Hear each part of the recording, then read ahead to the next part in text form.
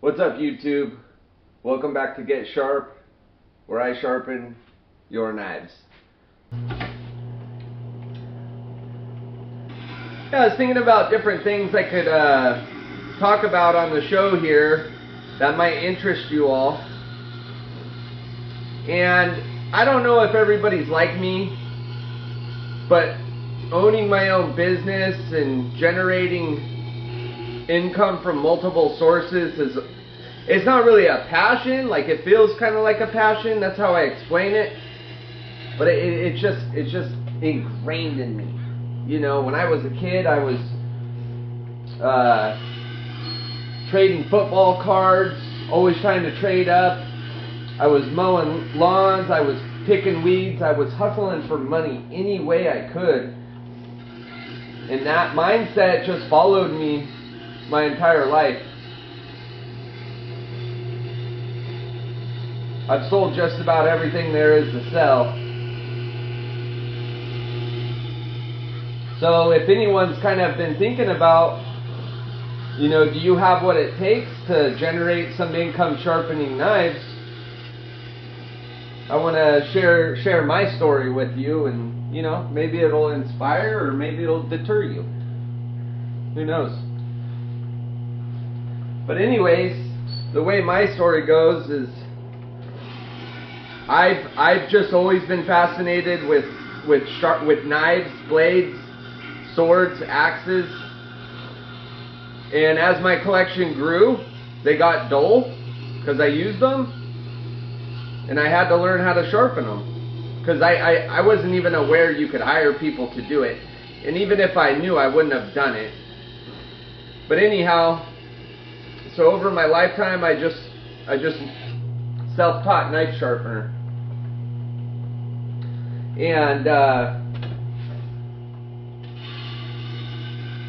in recent years, I decided that I could help friends and family who have dull knives and put a nice edge on all their blades. Eventually, my interest kind of evolved when I saw the Tormek sharpening system. When I saw it, I immediately knew I wanted one, but it's hard to justify such an expensive system just to sharpen your own collection a couple times a year. A couple times a year if you're lucky. More than likely, at that stage of my life, it would have just been maybe once every couple years I pull out the Tormek and I sharpen my blades. So I told my wife, you know, if I get this, I promise I'll put myself out there and I'll try to bring some income off of it. The first step, obviously, is registering. So I do have some background in business administration. I've been a banker for over 15 years, and over the last roughly 7 with a focus on business banking.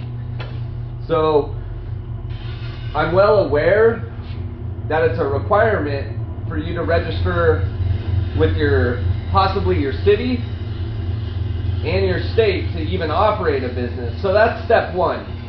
If you jump online and look up how to get an LLC, there's people out there trying to make money off of that process. In fact, I saw a YouTube video just recently where a guy said, you know, reach out to me to put LLC in your business name. And he was selling this service for a couple $100.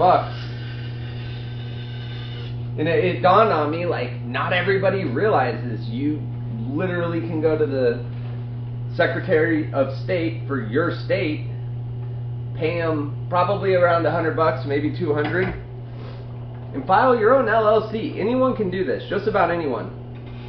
I'm sure there's some limitations with,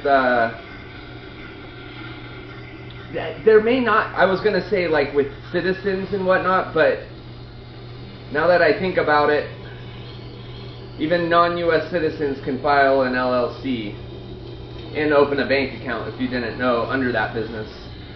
So anyways, you go visit your state website, you choose a name, you answer all the questions, you pay the fee, and boom, you now own Get Sharp LLC, or whatever the name of your business might be. Throughout that process, a good Secretary of State is going to ask you if you're going to have employees. And the reason they do this is that there's a whole new set of regulations you're going to face if you do have employees. But the key here, what I'm focusing on, is you may or may not need a federal tax ID number or an employer identification number. I've always associated it as like a social security number for the business. That's not what it is at all. Because your business doesn't have social security, it never will. But just to give some context of what this number is, if you have employees, my understanding is that you must have a federal tax ID number. Now, if you're a single member LLC, you could actually use your social. At least in the state of Washington, you can. But say you want to get an EIN number. Again, people will charge you for them. But you could simply go to the IRS website, jump on Google and search irs.gov EIN application. And you can apply for free. I don't even know why they call it an application. You answer the questions correctly, they're going to give you one. And it's not going to cost you anything. And they're instant issue. So now you've got your LLC registered with the state. You've got an EIN with the IRS. Next step, in my opinion, go get a bank account. And you're going to open that bank account titled in the name of your LLC. Most banks nowadays offer ways you can do it from home. If it were me and I wasn't a banker, I recommend calling your local branch and try to meet a local business banker. There definitely are advantages to having a relationship with your bank, whether it's like, you know, an issue pops up and you need help and you don't want to call the 800 number. Maybe you have your banker's cell phone number. At least my clients have mine. Well, most of never mind. Anyhow, so you've got your bank account. Reason you set that bank account up is you do not want to commingle your personal spending with your business. Now, this is what we would call a micro business, but still, for your own time savings and understanding of if you're making money or losing money, the easiest way to do this is just silo all the spending for the business, your sharpening business, in the bank account. You don't need to technically even run books like a profit and loss, because you can just look at your bank account day to day and say, is my balance growing or is my balance declining? It's going to decline at first. In fact, at first you're going to need to fund it. And when you fund that bank account, think about what you need to buy in the next 3 to 6 months to start your sharpening business. In my case, I need a Tormek sharpening system. That's $500-600 right there. I need a couple wheels. Now we're up to $700-800.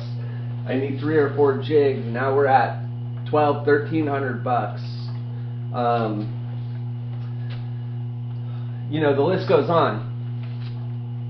But eventually, you're going to have all the tools you need to do your trade or provide your service. And the next step is letting your community know that you're open for business and you want to sharpen their knives, their blades, their garden equipment. I recommend setting up a website You could go check out like Wix.com or Shopify. I personally use Google Sites. I'm very frugal. I bought my domain through Squarespace. I think for 1 year it was 20 bucks, and then I built my website on Google Sites, and it's super, I mean, it's the most basic website, no frills. I'm just a guy who's sharpening on my free time. And my goal with that website, there's a few things I want to achieve. Number one, I want everybody to know who I am and what I'm doing. My name's Corey, I live in your community, and I'm sharpening knives. Number two, how to contact me. Here's my phone number, here's my email. Number three, how much I charge. Most people are going to want to know or have an idea of how much it costs to work with you before they even contact you. So you got your home page, who I am, what I do. And then you've got your contact page, how to get a hold of me, email, phone number. And number three, services, costs, however you want to name it. And then create a pricing sheet. Kitchen knives, 6 inches or less, 10 bucks. Kitchen knives more than 6 inches, but less than 15. Or you get the point. $10, $15. Scissors, $10. High-end salon scissors, $25. My point is like, you want to just give people a general idea of how much it's going to cost for them to engage with you, and also let them know how long it's going to take for you to complete your service. Are you going and picking up their knives, or do they need to drop them off with you? And if they do drop them off with you, how long are you going to be sitting on those knives? An hour? Can they wait in your driveway? Also, does the city even allow people to come to your house for services? My city, roughly 10 visits per month. So there's all these little regulations, you know, and always assume Karen lives next door. I've actually got 3 Karens. No, I'm joking. We don't. I can think of one, but anyhow, so we've got our equipment, we've got a web page, we've got an LLC, and then the next part is marketing. My approach is obvious. YouTube. I busted out the camera. Luckily, I had some background in how to use a camera, how to edit some videos. I'm not great at it, but I understand the basics of it. And my logic is the YouTube videos about my sharpening business, I'm going to put those on my website. And what that does, when people in my community go to my website and they see those, they could be like you want them to know who you are, right? You want them to feel comfortable, and you want them to feel confident. So they can watch, people in my community right now can go to my website, they can watch a video like this, what I'm filming right now, and see my blades and see how sharp I get them and see how clean and crisp the edges are. And that's going to build the confidence. They're going to check my pricing sheet. They're going to make a decision, yes or no. Then they're going to pick up the phone and call me, or they're going to shoot me an email. And then I'm getting in contact with them immediately. It's all about follow-up and responsiveness. Nowadays, there's so many companies that are like not responsive. It blows my friggin' mind. Also, customer service. Since the pandemic, customer service, you know, at least with all the top 1,000 corporations in the world, there's zero expectation that good service matters anymore. I can think of so many situations. I got a friggin' Taco Bell to grab a burrito, and I swear I feel like I'm burdening them. You know what I mean? Like the culture of customer service has shifted in a big way recently. But be different, right? Like be that hidden gem out there where people contact you and they're happy they did. Because the other thing too, like when you're likable and you take care of your community, like they're gonna come back to you. You know what I mean? And that's what you want. I already know there's some other sharpeners in my community. They've been doing it. They've had a presence way longer than I have, and I'm not gonna necessarily win those customers over just because you know my pricing's better for the same level of service. But those sharpeners have relationships, you know what I mean? Those customers, good service equals loyalty, in my opinion. So keep that in mind. And it's really that easy. And then of course if you've got a phone, a camera, like put some videos on YouTube, like make some TikToks. Personally, I never set up TikTok. I'm kind of that generation right before it. And there was just something about the way TikTok started with all the dancing and stuff. It was like, what the fuck is this shit? You know what I mean? Like, nope. Not doing that. But I understand it's evolved and it's you know, there's a huge market on TikTok, so I'm contemplating it. But here I am, at least I'm on you know, the boomer, I don't even know what gen I am, but the boomer generation, my generation. At least I'm on here, or I'm a millennial. At least I'm on here marketing myself on the older folk platforms, you know.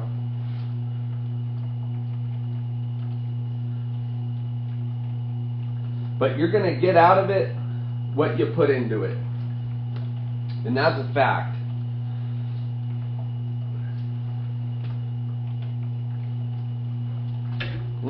The next most important thing, you need to get some reviews. You know, those reviews, I'm sure you shop on Amazon. When was the last time you bought something on Amazon with no reviews or 2 stars out of 5? It just doesn't happen, right? You don't do it. And for good reason. When you can't vet something in person, you're going off of the experience of others. And that's my challenge right now. I don't have as many reviews as the guys that have been doing this a long time, a lot longer than I have. But you know, I'm gonna put the time in. I'm gonna make sure to ask for reviews from the customers I am getting. You'll learn pretty quick though. Like people will say oh yeah, of course I'll give you a review. But man, if they don't do it right then and there, they're gonna forget, you know. I'm guilty of it myself. In fact, I need to be better about that. We all do. Especially when you're buying from like, you know, a made in America company, you know, domestic services, domestic products. Like take the time to give them a review, because I mean, that makes all the difference. And we're all in this together. We need to support one another. But yeah, once you've got like, what, 7 reviews, let's say, and they're going to be 5-star, because you're going to do a good job. You're not going to start sharpening before you know what you're doing. You're going to do a good job. You're going to go above and beyond. You're going to offer good service. You're going to be super responsive. And your customer is going to become a friend, okay? So they're going to give you that 5-star review. Once you've got 7 of those, I think that's kind of that, like, okay, this, you know, people that have never heard of you and now they're seeing you for the first time digitally, online, through their Google search, their Yelp search, or whatever. They're like, okay, this guy's put some time in. He's got some reviews. They're good. Everybody's happy. His pricing's competitive, and he's convenient. He's closer than the next sharpener. I'm going to use him, right? They contact you. And that's how it goes. And then from there, it's just a matter of keeping an eye on your pricing. You don't want to overcharge, but you definitely don't want to sell yourself short either. One strategy I'm doing, I need reviews, right? So I've given myself a steep discount, or given my community a steep discount on my sharpening services. I'm doing YouTube videos, and I say every video, I sharpen your knives. I need you to send them to me. I'm not going to charge you for that. If you want a free knife sharpening, which is allowing me to feature another knife on my show, I'm doing that for free. So I'm setting my pricing right now lower than my competitors and at a considerable rate, with the hopes that I'll get more volume, and then I'll be able to convert those into friends and reviews. And that's business. There's nothing wrong about it. This is how our economy works.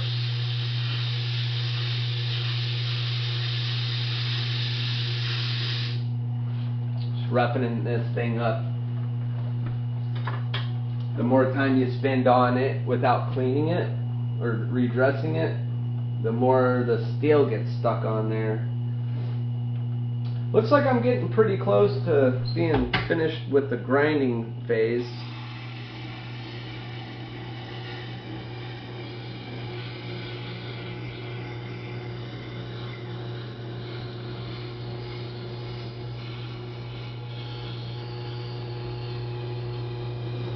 And since I'm a banker, give you some insights on the financial side of running a small business like this. I highly recommend you start your business by self-funding, and that's meaning save up your money. Don't put all your shit on a credit card. Don't do it. That 18 months of 0% interest is going to look very attractive to you, but let me tell you, it's a slippery, that's a trap. I mean, that's a trap. If you don't pay that money back, let me put it this way for you. If you don't get that money all paid back, the interest that you're paying per month on it, I guarantee you, is gonna take away any profitability that potential you may have. If you do have to, I really don't think anybody should have to take credit to start a business. If you have to, man, you better start eating top ramen and put money aside so you can pay that back within the allotted time frame. Because credit cards, you know, once that 0% intro period's on, you might be stuck with the 24% interest rate. It's annualized, but nonetheless, like, you don't even know, like, so many people are over leveraged. Not over leveraged, but so many people have debt, and lots of it. Like, I'm a banker. We financed a lot of land, some land, financed a few other small things, and you need to finance things because you need a credit report, you need credit history. There's no two ways around it. Like, you have to have credit history.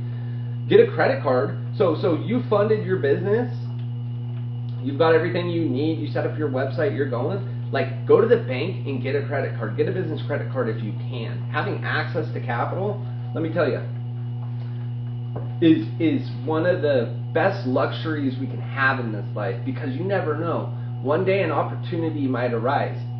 Maybe one of your competitors is currently, 71 years old, and a couple years from now he wants to sell, and he's got a shit ton of equipment, he's got a book of business, and you don't want to spend all of your cash on it, or maybe you don't have enough to buy it from him.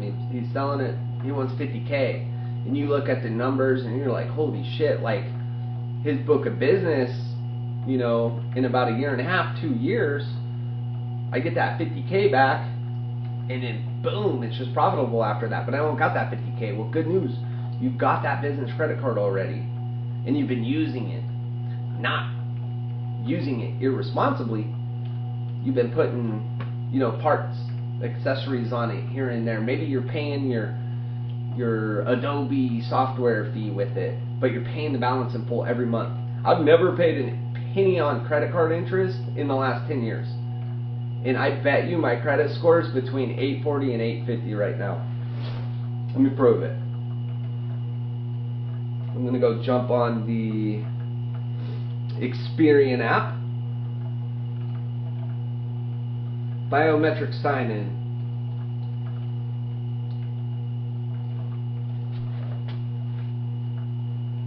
$806. Okay, well, not as high as I thought. I did something wrong. I could do a whole video on how to get that thing to 850. I have done it, and I've held it there for 6 months. It's tricky. It's tricky to hold it there, especially when you're younger and you don't have super long credit history. But my point is, get a business credit card, establish some business credit history for the Sharpening business. This way you can access capital should you need it, or shit. Maybe one day you want to start another business, and guess what? Your existing business has good credit history and cash flow, and maybe that business could help support another dream, you know? Got to be careful once again though, because like I said, it's very, very, very risky to finance a startup. Even though that credit's in the name of the LLC, that bank, when you're signing those documents, there's what's called a personal guarantee. So if your business fails to pay that credit card or that loan back that you took, your personal credit is going to get fucking destroyed.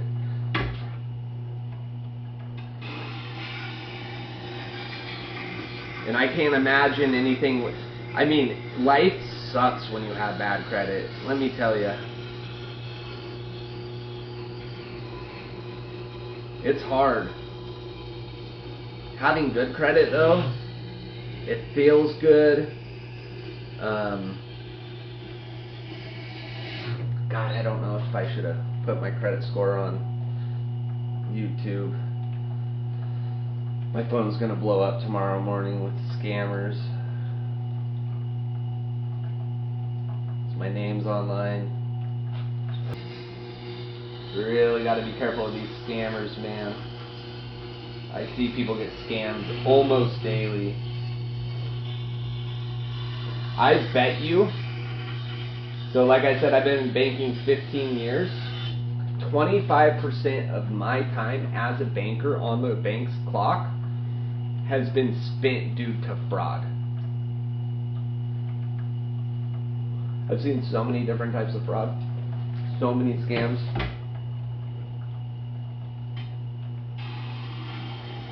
So back to Sharpening. I've been on this wind knife jig now for what, 20 minutes? I like it. I think I like this better than the Tormek. It just feels so much better. I wish this giant nut wasn't here though. I might take some JB Weld and just fix this thing in place. Now we can get rid of this nut or screw, bolt head.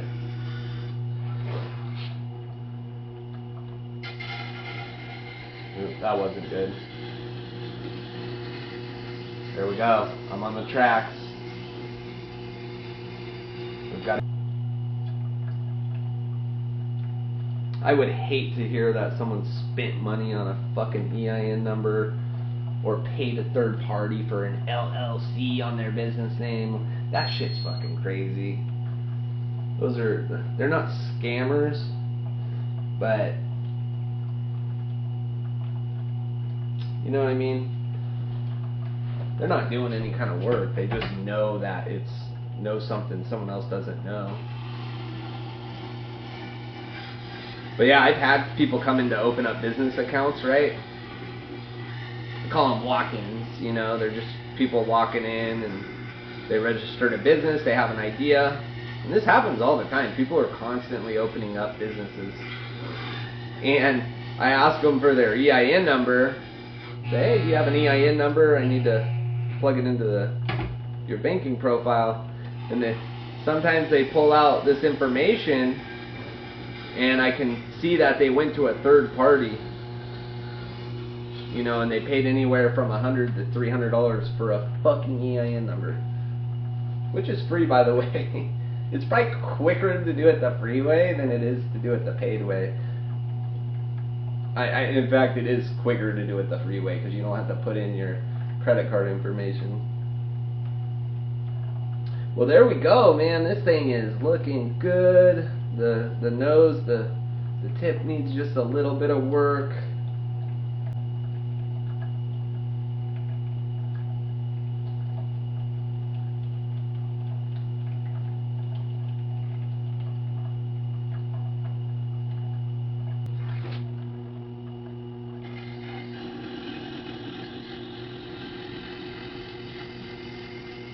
Few little things in this blade. I don't have my tool set up to really fix it. I keep forgetting to set them up. Get a little water.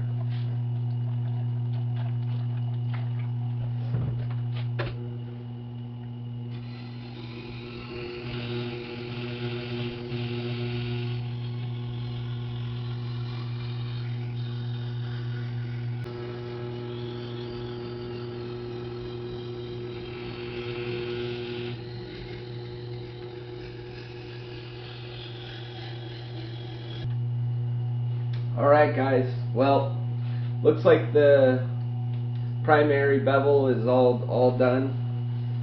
The next step is honing. I'll be, this is the third video that this blade has been featured in. I've been doing it in small chunks over time.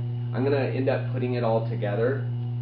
But on the next one, it's the fun time. We're going to be honing this edge, stropping it, and this is going to be one of my masterpieces. I'm going to make this thing one of the sharpest blades I've ever sharpened. So I'm looking forward to filming that with you. And yeah, again, if you want to see me sharpen your knife or knives on this show, reach out to me at www.getsharpusa.com. Alright, until next time, thank you.